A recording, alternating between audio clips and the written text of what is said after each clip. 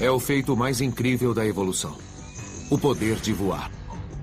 Desde insetos a pássaros e morcegos, milhares de espécies enchem os nossos céus. Mas há algumas centenas de milhões de anos, o voo não existia. Esse foi um evento. Só ocorreu 4 vezes em toda a história da evolução do planeta.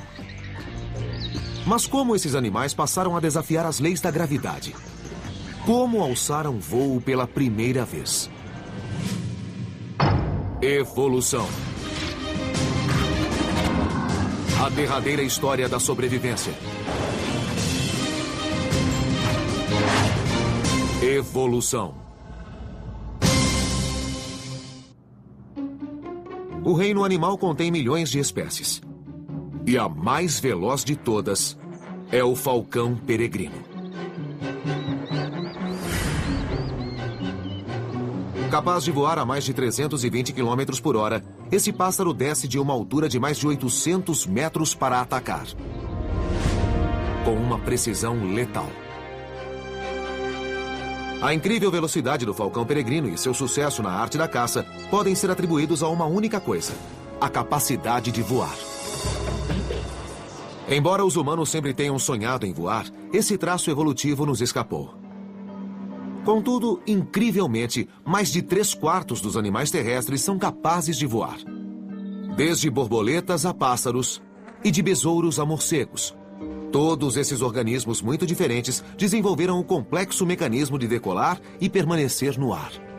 O voo acontece quando o animal tem sustentação e empuxo suficientes para mover seu corpo pelo ar e para mantê-lo lá em cima. Mas que forças levaram ao desenvolvimento desse traço tão notável? Quando os primeiros animais ganharam o ar? E como desenvolveram a habilidade de desafiar as leis da gravidade? A centelha dessa mudança evolutiva extraordinária pode ser vista à nossa volta ainda hoje. Nos insetos. Por milhões e milhões de anos, nada podia voar. Então, se um pequeno invertebrado estava se deslocando pela floresta e queria encontrar alimento, tinha que subir até o topo de uma árvore, pegar a comida e então descer daquela árvore e subir em outra para pegar mais. Mas, de repente, alguma coisa aconteceu e os primeiros organismos voadores apareceram e uma vez que o voo se tornou parte da vida, ele acabou mudando tudo. Os registros fósseis mostram que o voo dos insetos aconteceu repentinamente, há cerca de 350 milhões de anos. Mutações e a seleção natural produziram as primeiras espécies com asas capazes de erguê-los no ar. Esse acidente evolutivo aleatório agora pode ser visto na anatomia de mais de 1 milhão de insetos. Suas asas evoluíram até ficar parecidas com lâminas longas e curvadas, como dos helicópteros, e sua superfície não é plana. Portanto, são altamente maneáveis em espaços apertados, para que possam encontrar comida e fugir dos predadores com facilidade. Os insetos voam muito bem. Eles podem planar, podem voar rápido, voar para trás, podem fazer curvas bem fechadas e podem voar muito alto. E eles se aproveitaram disso para preencher todos os diferentes nichos do mundo. Embora os insetos tenham sido os primeiros animais a voar, eles não seriam os últimos. Para voar, além de ser preciso decolar, uma vez no ar, o animal tem de ser capaz de absorver grandes quantidades de energia e oxigênio para poder se deslocar pelo céu. Considerando as exigências físicas para isso, não é à toa que o animal voador mais pesado da atualidade, o abetarda grande, pesa apenas 20 quilos. Se você observar pássaros de diferentes tamanhos, especialmente na hora de tentar decolar do solo, a primeira coisa que percebemos é que os pássaros grandes têm dificuldade para sair do chão. Mas um dos primeiros animais a voar infringiria todas as regras evolutivas em relação ao tamanho.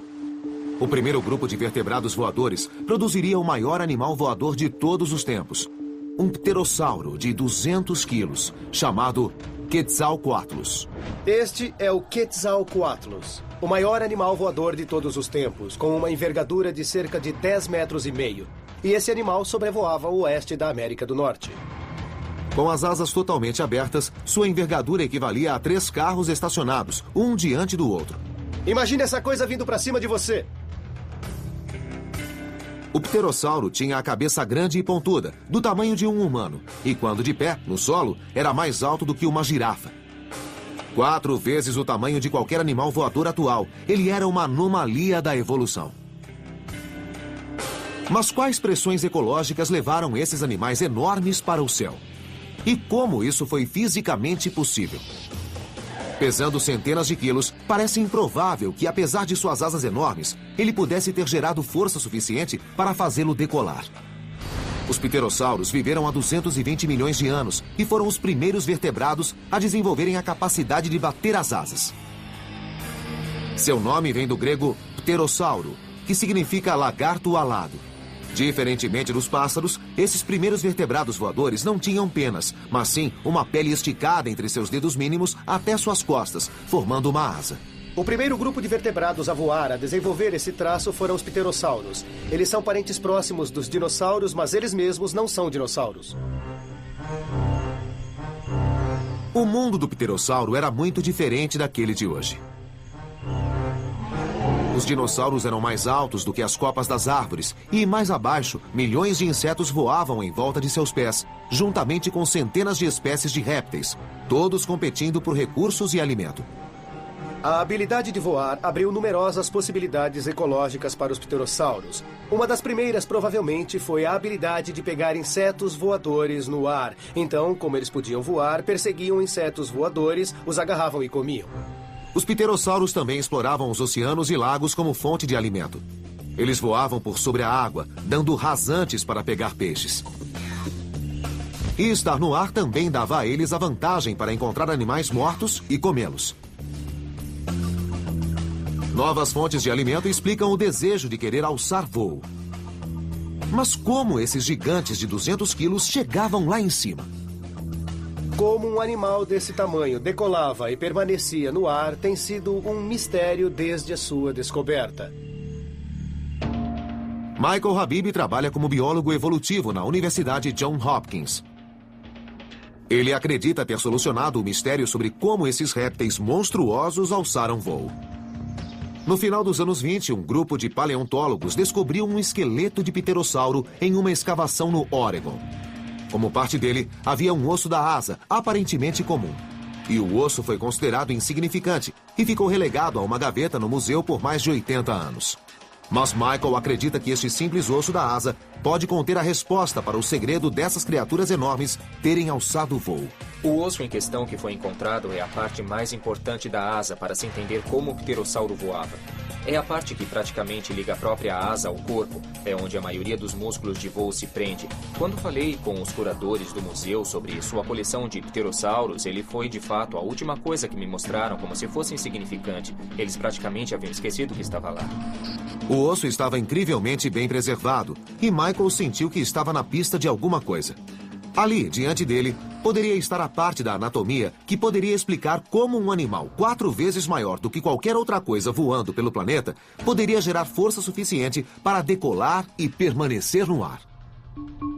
Michael queria fazer imagens de raio-x de última geração do interior do fóssil na Faculdade de Medicina da Universidade Johns Hopkins.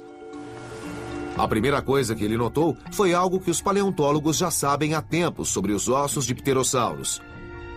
Eles são ocos. O fato de serem ocos permite aos ossos serem bem grandes e que seu diâmetro seja bem largo. Isso faz com que sejam muito fortes. Significa que podem aplicar muita força muscular a eles e os ossos aguentarão. Este osso, contudo, não era completamente oco. Michael notou algumas protuberâncias estranhas dentro do osso que se pareciam com vigas de sustentação, semelhantes aos arcobotantes de uma catedral que evitam que as paredes cedam. Eles estão dispostos em direções específicas e a direção mostra onde o osso precisava de mais reforço, onde precisava de maior pressão de dentro para fora para evitar seu colapso. Com essa descoberta, Michael foi capaz de descobrir a utilidade desse osso. Ele era usado para ajudar a impulsionar os pterossauros, como o Quetzalcoatlus, de 200 quilos, e tirá-lo do solo, semelhante a um mergulhador usando um trampolim. Na verdade, para os animais voadores, a decolagem é muito exigente e muito difícil, pois eles tendem a acumular muita velocidade em um período de tempo muito curto. Para sair do solo e alçar voo, um animal precisa gerar muita força, e isso requer muita potência muscular. Nos pássaros, vemos isso mais nas pernas traseiras, porque no caso deles, não são só as asas que tiram o pássaro do solo. Na realidade, são as pernas. As pernas dão a eles o impulso inicial para que ganhem o ar. A descoberta desse sistema de suportes nos ossos sugere que os membros dianteiros eram fortes o bastante para tirar o pterossauro do chão e lançar seu corpo imenso no ar. Portanto, suas asas eram mais do que apenas um meio para voar. Na verdade, eram pernas dianteiras, que usavam para andar e que os ajudavam a decolar. A descoberta de Michael pode muito bem pôr fim ao debate persistente sobre como esses primeiros vertebrados voadores alçaram voo. Mas a pergunta persiste. Por que não existe nada deste tamanho voando hoje? A resposta pode ser o próprio tamanho desses animais. Animais grandes precisam de mais comida para se sustentar, e em épocas de dificuldade ou catástrofe ambiental, animais como esse, o pterossauro, que tem uma envergadura de 10,5 metros, teriam muito mais problemas para se alimentar do que um pássaro da fração de seu tamanho. Seu tamanho pode ter causado sua extinção. Mas 150 milhões de anos atrás, outro grupo de animais desenvolvia paralelamente a habilidade de voar ao lado dos pterossauros, com diferentes estratégias de voo, naturalmente selecionadas para seu tamanho e anatomia. Uma coisa interessante é que pássaros pequenos perfazem mais da metade das espécies de pássaros do mundo. Então, em termos evolutivos, indiscutivelmente, os pássaros pequenos tiveram muito mais sucesso do que seus colegas maiores. E a inspiração dos pássaros? Não foram os pterossauros, mas predadores que não voavam. 150 milhões de anos atrás, durante a metade do período Jurássico, a vida proliferava não só em solo, mas muito acima dele, nos céus. 2 caminhos evolutivos paralelos foram o ponto de partida para milhões de espécies de insetos. Os pterossauros já voavam acima das copas das árvores há mais de 100 milhões de anos. Mas eles não estavam mais sozinhos. Uma nova classe de criaturas estava evoluindo de maneira independente ao lado deles e levariam o voo a novas alturas. A evolução convergente é um fenômeno em que organismos de 2 ancestralidades diferentes desenvolvem características semelhantes em resposta a pressões ambientais semelhantes. E a evolução do voo é um excelente exemplo de evolução convergente. Os pássaros e os pterossauros, diante da necessidade de voar de maneira mais eficiente, desenvolveram um projeto corporal semelhante. Do pombo ao pavão e da águia ao pardal, hoje existem mais de 10 mil espécies de pássaros no planeta, o dobro da quantidade de mamíferos. Mas exatamente quando eles evoluíram e como adaptaram o voo é uma história de detetive de 230 milhões de anos. Mas se você souber onde olhar, existem muitas pistas reveladoras. Oi! Como é que você está? Ironicamente, a resposta sobre como as aves alçaram voo pode estar no chão. Grandes aves que não voam, como os emus, ajudam a rastrear a origem do voo avicular. Porque acredita-se que os pássaros evoluíram não dos pterossauros alados, mas dos dinossauros, que viviam no chão. Este animal, o emu, é um dos únicos que restaram aqui na Terra que talvez possa nos dizer qual era a aparência real dos dinossauros não aviculares e como eles agiam. Por exemplo, veja os pés de um emu. Ele tem escamas nos pés, como um réptil, e ele também tem dedos que sustentam peso, como um dinossauro terópode não avicular. Os dinossauros terópodes andavam eretos e tinham pernas traseiras usadas para dar apoio e se movimentar, enquanto os membros dianteiros eram usados para agarrar e segurar presas. E o mais famoso era o temível Tiranossauro Rex. Se comparássemos o pé de um tiranossauro e o colocássemos ao lado do pé deste emu, veríamos muitas semelhanças e apenas algumas diferenças. Acho que a característica mais óbvia que os pássaros partilham com os dinossauros não aviculares, uma característica que herdaram dos dinossauros não aviculares, são as penas.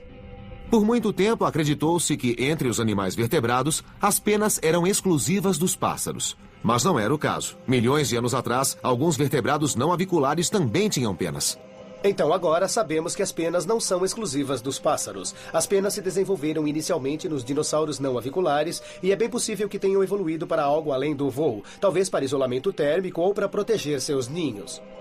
Mas fora partilharem penas, como sabemos que os pássaros evoluíram dos dinossauros? E como esses animais terrestres foram capazes de voar? Nos últimos 200 anos, os paleontólogos começaram a encontrar evidências surpreendentes que ajudam a solucionar esses mistérios evolutivos na forma de fósseis incrivelmente bem preservados. O Museu Carnegie de História Natural, em Pittsburgh, abriga uma das maiores coleções de ossos de dinossauros do mundo. Entre eles, há pistas incríveis de como os pássaros, e posteriormente seu voo, evoluíram a partir dos dinossauros. Isto é um molde de Archaeopteryx, e quando ele foi descoberto, muito mais de um século atrás, deixou os cientistas pasmos, porque o fóssil tem uma mistura de características costumeiramente associadas a répteis e que também são associadas a pássaros. O Archaeopteryx foi o primeiro dentre todo um novo grupo de animais. Era um pássaro que se diferenciava de um dinossauro plumado por sua capacidade de voar. Embora não fosse muito eficiente no ar, comparado aos dinossauros não aviculares, havia diferenças claras na estrutura anatômica desta criatura. Contudo, como o pássaro mais antigo do mundo, é evidente que ele não havia se diferenciado completamente de seus ancestrais.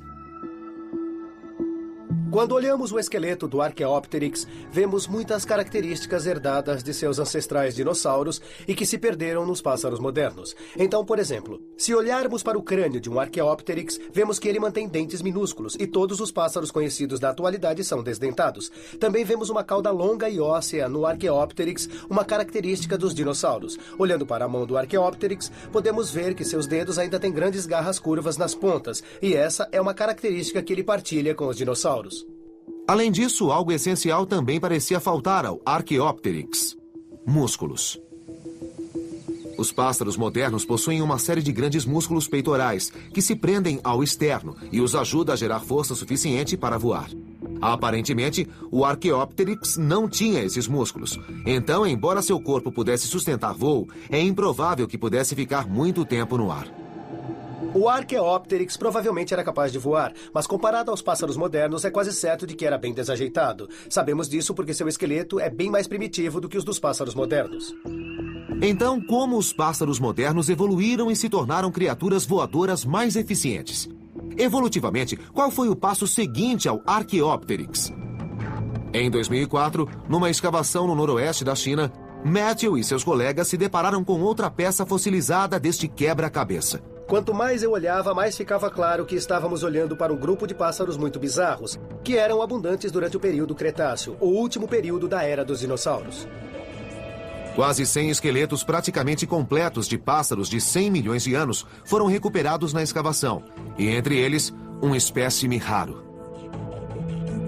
Fragmentos minúsculos desse animal há muito extinto, chamado gansos, já haviam sido encontrados antes, mas nunca um esqueleto tão completo quanto esse.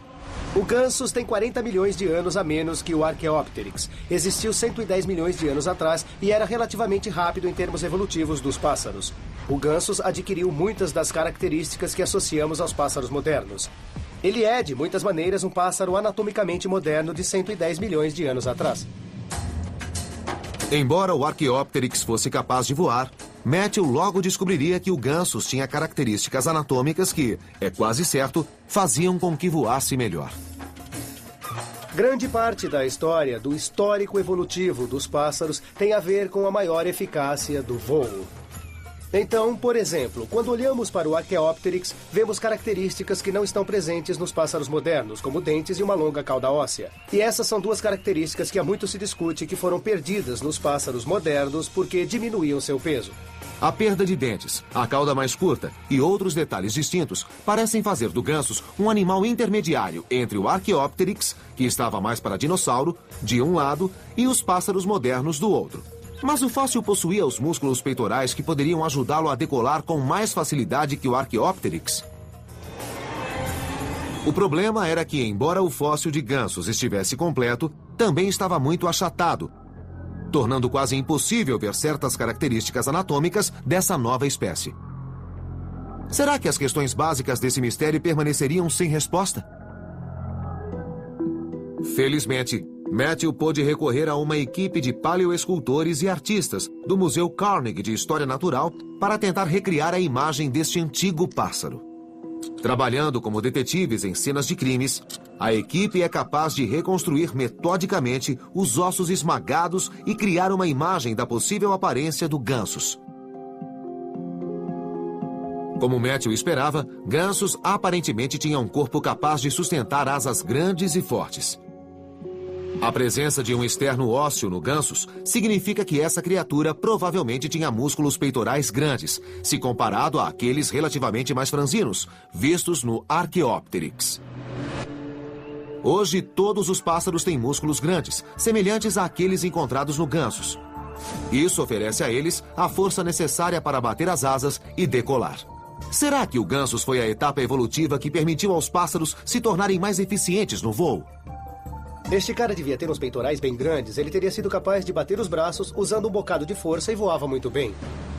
Um grande osso peitoral ao qual músculos de voos fortes pudessem se prender é visto claramente no gansos, assim como ossos fundidos nos pulsos e nas mãos, uma cauda óssea curta e ossos fundidos nos tornozelos e pés, que também são traços dos pássaros mais modernos. Todas essas características transformaram esses primeiros animais voadores de répteis capazes de voar em uma nova linhagem radical, que podia passar a maior parte do tempo no ar. O gansos provavelmente voava muito bem. Talvez tão bem quanto os muitos tipos de pássaros modernos. Os pássaros estão entre os grupos dos vertebrados mais bem-sucedidos. Mas, para sobreviver num novo ambiente, grandes mudanças anatômicas tiveram de ocorrer. Aquilo que era útil em solo seria um empecilho no ar. Quando os pássaros herdaram a habilidade de voar dos dinossauros, isso veio a um custo. Eles tiveram de perder algumas coisas. E a mais óbvia é que eles passaram a não ter mais mãos. Todos os ossos dos dedos agora estão incorporados à asa e existem penas presas a eles. Portanto, eles não são mais capazes de manipular nada, nem se defender em solo. Contudo, apesar dessa perda, os registros fósseis mostram claramente que a transição evolutiva de dinossauros em pássaros foi um grande triunfo e que, com o passar do tempo, os pássaros se espalharam cada vez mais. Esses grupos que desenvolveram a habilidade de voar e se diversificaram em centenas ou milhares de espécies passaram a preencher muitos nichos diferentes no meio ambiente. Esses fósseis incríveis, como o do Archaeopteryx e do gansos, nos ajudam a entender quais características anatômicas definem um pássaro e quando eles evoluíram. Mas quais foram os fatores ambientais que obrigaram os pássaros a irem para o ar? Ao tentar examinar a origem do voo dos pássaros, precisamos responder a algumas perguntas, e talvez a maior delas seja: quais foram as forças seletivas que levaram os pássaros para o ar? O que acontecia em terra que transformou dinossauros plumados de duas pernas em mestres dos céus? Graças aos registros fósseis, sabemos que as aves que eram capazes de voar evoluíram dos dinossauros há mais de 140 milhões de anos. Mas o maior mistério de todos ainda permanece. Quais forças teriam levado criaturas terrestres a ocupar os céus? Quando alguém pergunta qual era o comportamento de um fóssil, é claro que essa é uma área especulativa, para dizer o mínimo. Como explicamos cada um dos estágios de transição da história evolutiva dos pássaros até hoje? Ken Dial, professor de biologia na Universidade de Montana, acha que a resposta para a evolução do voo não está nos ossos de animais mortos há tempos, mas nos padrões de comportamento daqueles que vivem hoje. O que estamos tentando fazer é tentar pegar emprestado do presente para tentar interpretar os comportamentos em potencial das criaturas fósseis. Ken e seu colega Brandon Jackson administram um centro de pesquisas de voo nos sopés das montanhas de Montana. O foco de seu trabalho é descobrir a origem do voo dos pássaros. Por que os pássaros precisam voar? Por que eles querem voar? Ken acredita que, de início, os pássaros voavam devagar. Com o decorrer do tempo, as pressões ambientais, como escapar de predadores, os empurraram na direção dos céus e várias adaptações físicas permitiram que chegassem lá. Se isso for verdade, de acordo com Ken, muitos pássaros ainda podem ter o comportamento de seus ancestrais terrestres embutido dentro deles. Em outras palavras, diante da opção de usar suas asas ou seus pés, os pássaros preferirão ficar em terra. Para testar sua hipótese, Ken e Brandon põem pássaros na posição de escolher entre voar e manter seus pés na terra. Eles pegam pássaros perfeitamente capazes de voar e os colocam no pé de uma rampa com uma grande inclinação. Lá vamos nós. E o que observam é que esses pássaros escolhem correr, mantendo os 2 pés no chão, ao invés de voar para a frente superior da rampa. E mudar a inclinação da rampa não altera o resultado.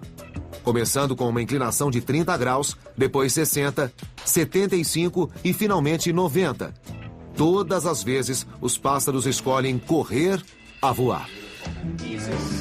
Ao analisar o ângulo que eles tentam escalar, aprendemos uma coisa muito, muito especial. E é que se um pássaro está tentando subir uma coisa com menos de 60 graus, pode fazê-lo muito facilmente apenas com seus membros traseiros e com as asas fechadas nas laterais do corpo. Mas assim que eles começam a escalar alguma coisa mais íngreme do que cerca de 60 graus, automaticamente vê as asas entrarem em ação nesse processo. Jen cunhou esse comportamento corrida em inclinação auxiliada por asas. Nessas inclinações mais íngremes, o bater das asas fornece uma força adicional para sustentar os membros traseiros e ajuda a evitar que o corpo do pássaro caia rampa abaixo. Em vez de fazer o grande salto de correr no chão para voar, subir essas inclinações com as asas auxiliando as pernas oferece pequenas etapas evolutivas incrementais e adaptáveis para os pássaros lentamente crescerem asas cada vez maiores e aparatos de voo ainda mais potentes. Num ângulo de 90 graus, a frequência do bater das asas e a força resultante se aproximam daqueles necessários para o voo. Então, se pusermos um pássaro correndo em uma rampa a 90 graus, uma rampa vertical, e depois tirarmos a rampa, o pássaro não teria de mudar nadinha, ele não teria de mudar o ângulo de batimento das asas, não teria de mudar a frequência dos batimentos das asas, e ele estaria voando. Será que o desejo de manter os pés em solo firme em vez de voar é reminiscente de seu passado evolutivo? Nós achamos que eles têm isso embutido em seus circuitos neurais, que se os seus pés estão tocando a rampa, eles têm de subi-la correndo. É possível que eles tenham começado em solo, porque por milhões de anos, antes que pudessem voar, seus ancestrais, os dinossauros, eram terrestres. Ken e Brandon esperam encontrar pistas do quanto esse comportamento está embutido nos pássaros. Então, eles realizam o experimento de novo, mas desta vez com filhotes que ainda não aprenderam a voar. O resultado é o mesmo que com os pombos adultos. Os filhotes correm rampa acima e, à medida que a inclinação aumenta, eles batem as asinhas com mais força e velocidade. Brandon acredita que esse comportamento pode explicar os passos evolutivos que os ancestrais dinossauros dos pássaros, aqueles sem asas completamente formadas, podem ter dado para desenvolver as adaptações necessárias para o voo verdadeiro. É provável que, no decorrer de milhões de anos, os dinossauros terópodes passaram da corrida no nível do solo à corrida em pequenas inclinações. E quando chegaram a 60 graus, eles tiveram de usar os seus projetos de asas, seus pequenos antebraços. E com o decorrer de milhões de anos mais, eles passaram a ser capazes de subir 60 graus, a ser capazes de subir 70, então 80 graus, então finalmente na vertical. No decorrer de muitos milhões de anos, as etapas evolutivas produziram asas maiores, músculos mais fortes e uma sintonia mais fina no bater das asas, sobre os quais a seleção natural atua, e o voo dos pássaros evoluiu. Quais foram as forças seletivas que levaram os pássaros a desenvolver asas completas e a habilidade de produzir forças aerodinâmicas significativas? Uma das pressões seletivas mais fortes que existem é o risco de ataque. Os ancestrais dos pássaros eram pequenos dinossauros terópodes bípedes. Eles só usavam os membros posteriores para a locomoção. Para evitar os predadores, eles podiam tentar correr mais do que eles, ou podiam subir em obstáculos para fugir. Ao conseguir um refúgio elevado, eles estavam seguros. Com o passar do tempo, a perseguição do predador à presa ficou mais intensa. E para fugir, esses pequenos terópodes tiveram de desenvolver a habilidade de subir inclinações cada vez mais íngremes para fugir, até terem a potência necessária para voar. Uma vez no ar, longe dos predadores abaixo deles, os pássaros também podiam aproveitar outros benefícios, como fontes de alimento mais diversificadas e prontamente disponíveis. O voo permite que os pássaros explorem nichos que os animais que não voam não podem explorar. A habilidade de pairar sobre uma pradaria e caçar pequenos roedores, como os falcões e as águias fazem, só está disponível como nicho para os animais que voam. O experimento de Ken pode finalmente ter provado como e por que os pássaros começaram a voar. Mas como eles desafiam as leis da gravidade e permanecem no ar? Os pássaros tinham evoluído e alçado o voo. Mas a pergunta permanece. Como eles aparentemente desafiam as leis da gravidade e permanecem no ar? A resposta simples parece sugerir que é batendo as asas. Mas o processo evolutivo que permitiu aos pássaros serem bem-sucedidos nos céus exigiria uma série de adaptações físicas singulares. Os insetos, os primeiros animais a voar, são muito leves. Portanto, não requerem muita energia para permanecer no ar. E, diferentemente dos pássaros, eles não ficam no ar por períodos prolongados. Os vertebrados voadores, como os pássaros, são maiores e precisam de grandes quantidades de energia para poder produzir as forças aerodinâmicas necessárias para impulsioná-los para frente. E para os pássaros, o motor principal para produzir essas forças são suas asas. Em um avião, você tem um motor e uma asa, e o motor produz forças para superar o arrasto, e a asa produz forças para superar a gravidade. Mas em um pássaro, a asa produz tanto empuxo como sustentação. Evolutivamente, os pássaros têm as características físicas perfeitas para a vida nos céus. Suas asas são naturalmente curvas em cima e relativamente planas embaixo. A sustentação é criada pelo ar fluindo mais rápido por cima, fazendo com que ele seja puxado para cima, assim como a pressão adicional exercida na parte de baixo da asa. E quando batem as asas, eles geram força suficiente para se deslocar pelo céu e não apenas planar.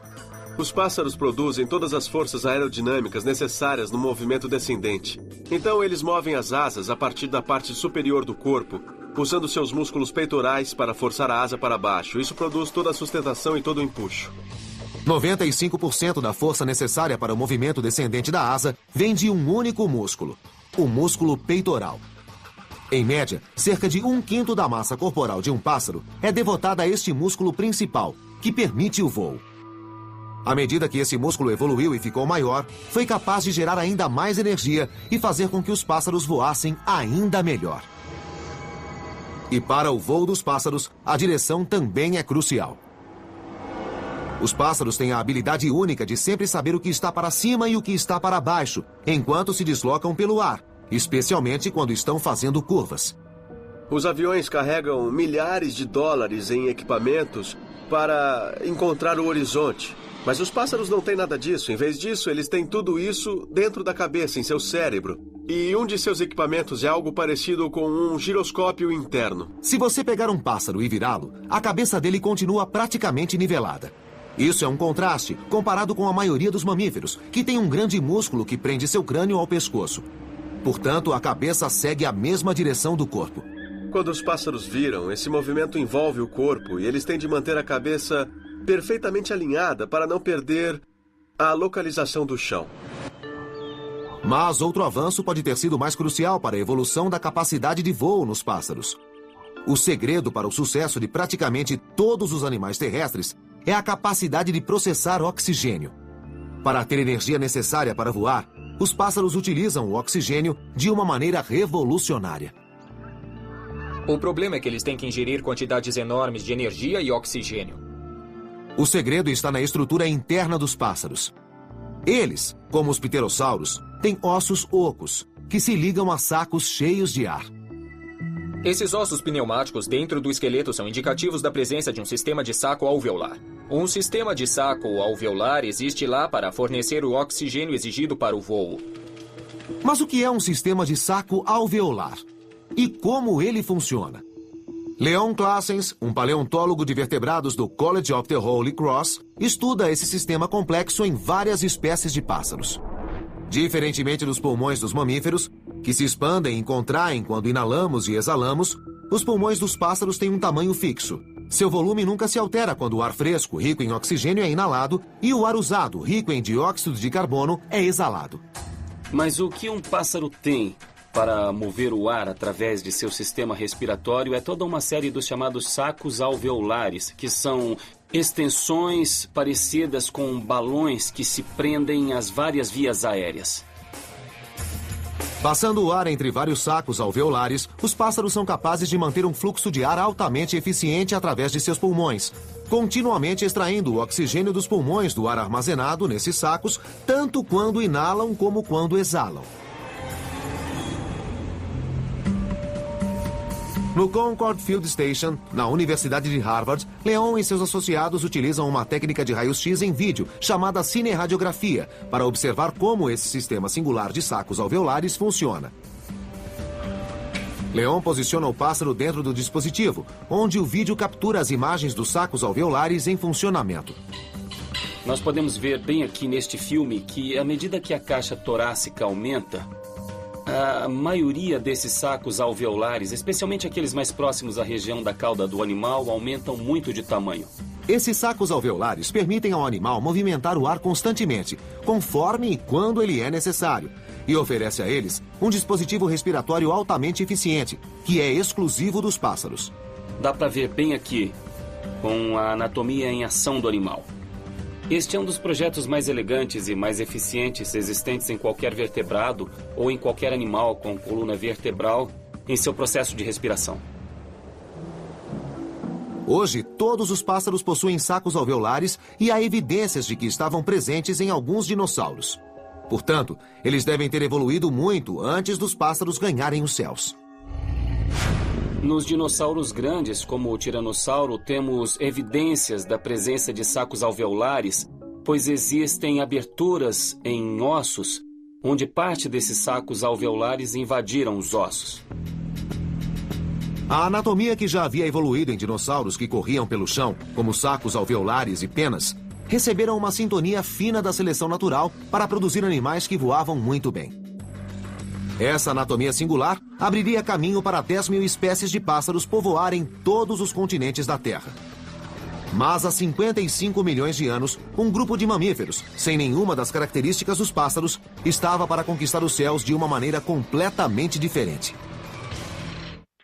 Quando o sol se põe, a maioria dos pássaros deixa os céus e dá lugar a um animal completamente diferente. A quarta e última linhagem a desenvolver o poder do voo são os mestres da noite, os morcegos. Os morcegos são os únicos mamíferos que não permaneceram terrestres. Mais do que apenas aberrações da evolução, os morcegos são uma de suas maiores histórias de sucesso. Com mais de 1000 espécies no mundo todo, eles perfazem 20% dos mamíferos. Os morcegos desenvolveram a capacidade de voar de uma maneira totalmente singular, sem nenhuma das características que tornou os pássaros tão bem-sucedidos. Penas, ossos ocos ou até mesmo sacos alveolares. Pássaros e morcegos tiveram evoluções completamente distintas. Cada um representa a chegada ao voo através de um caminho evolutivo diferente. Mas quais forças os levaram a serem os únicos mamíferos no ar, cerca de 55 milhões de anos atrás? E como eles conseguiram fazer algo que poucos pássaros conseguiram, que é voar à noite? Temos praticamente certeza de que os morcegos evoluíram a partir de algum tipo de ancestral que planava, que usava dobras de pele para se mover pelo ar sem ter que batê-las. 6 grupos de animais planadores ainda existem, como os marsupiais, o lêmure voador e o esquilo voador. Mas só os morcegos desenvolveram o voo autônomo. O motivo exato permanece um mistério, mas Sharon Schwartz, que estuda morcegos na Universidade Brown, acha que teve algo a ver com seu antigo estilo de vida como planadores.